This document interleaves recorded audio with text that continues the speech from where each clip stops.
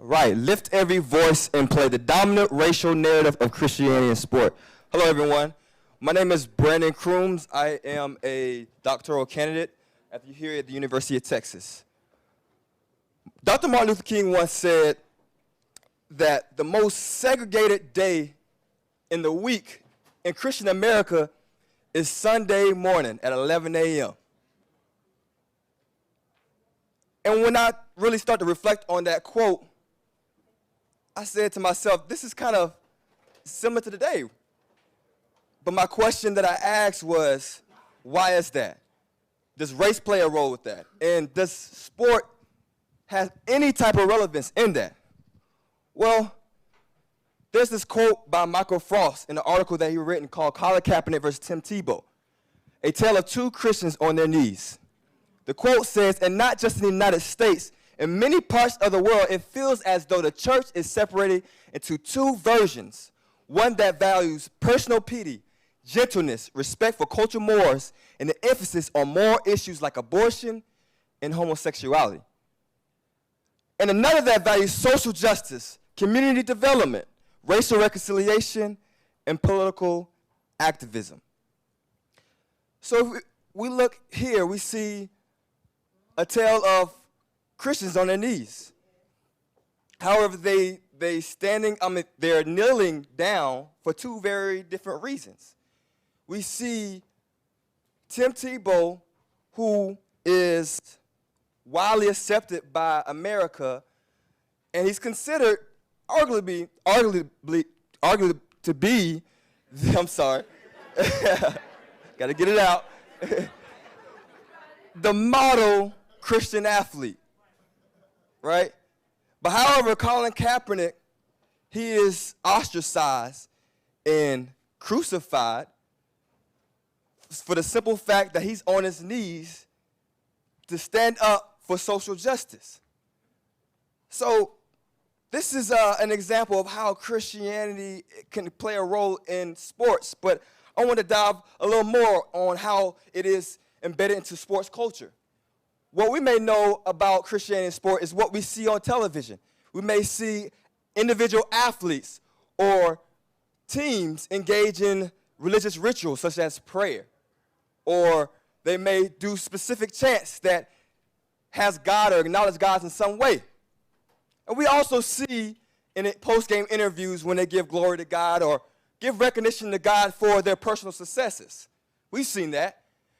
But also, there's also historical influence on how it shaped sports culture in sports programs and sport organizations, such as the Young Men Christian Association and the Young Women Christian Association we know as the YMCA and the YWCA. But my next question I ask is, where does it originated from? Why is this important? Okay, if you want to talk about the history of Christianity in sport, we have to talk about the muscular Christianity movement. The muscular Christianity movement was a social, political, physical movement that originated from the UK in the mid-19th century, and it remained popular all the way to the 20th century. It had a global impact, and it had a global impact because of British imperialism. But the thought was it was a Christian ideology mixed in with Eurocentric perspectives and views, and they saw that there was a need for young men to be built physically, spiritually, and there has to be something to fix the lack of morality.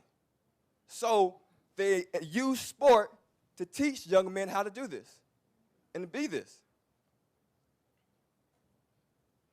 So we're looking here at the founding fathers of muscular Christianity movement. This picture actually captures the dominant racial narrative in this muscular Christianity ideology. Now, these people actually play key influential players in what we know of Christianity in sports, or some things that we don't even know that has some relation to Christianity in sports. Now, the interesting thing about this is it's not only the UK, but these guys are from the United States. One person you may know is James Naismith, the creator of basketball. He adopted this ideology and actually spread this idea of high morality in sports. Okay, you may be asking, okay, what's the problem, Brandon? Okay, great morality. Okay, I'm glad you asked. The problem is that it creates this narrative that shape what is good and what is right, but it leaves out what others' perspective is. So it creates this social norm that was influenced by European perspectives, okay? So we have a lot of thought on individualism, okay? How can we fix ourselves? But what about social justice? And you can't talk about Christianity and social justice without talking about the role of the black church. Now, for some of you guys in this room right now, you may have some influence or have been impacted by the black church. In the black community, there's always that praying grandmother or that grandfather or aunt or uncle that was real religious, right? But it goes much deeper than that. The history of the black church was actually a result of racism. When slaves couldn't actually go to churches that was ran by white slave masters, they had to create their own.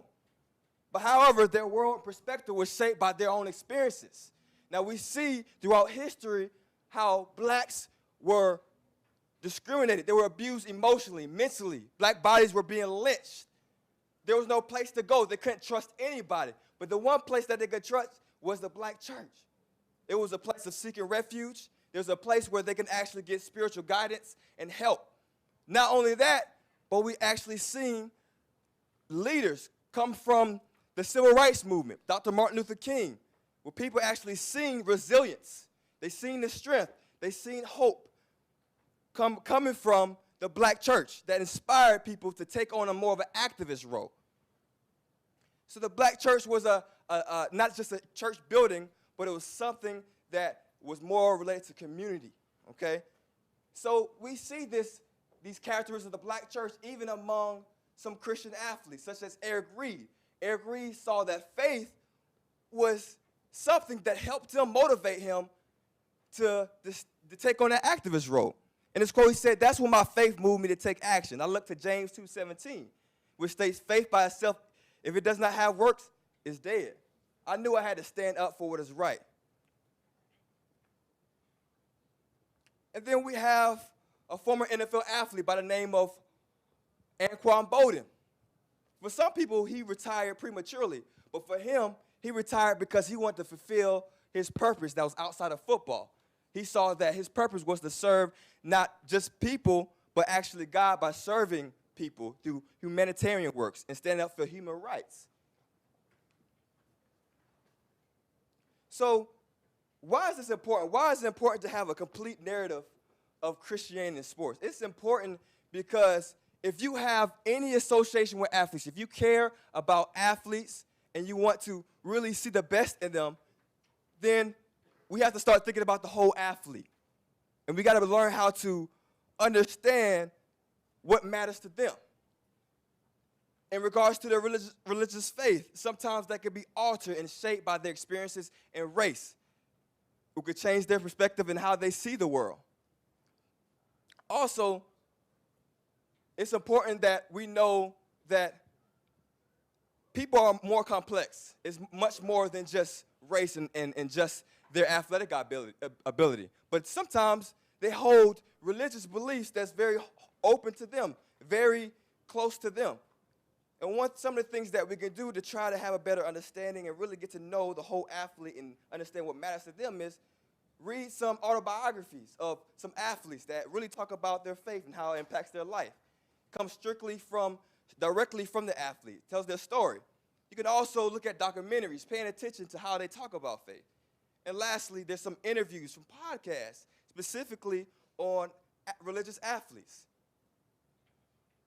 And I want to end on this quote. Our lives begin to end the day we become silent about things that matter. So what matters to you may be different for somebody else. And I think it's time that we hold value to what matters to athletes. Thank you.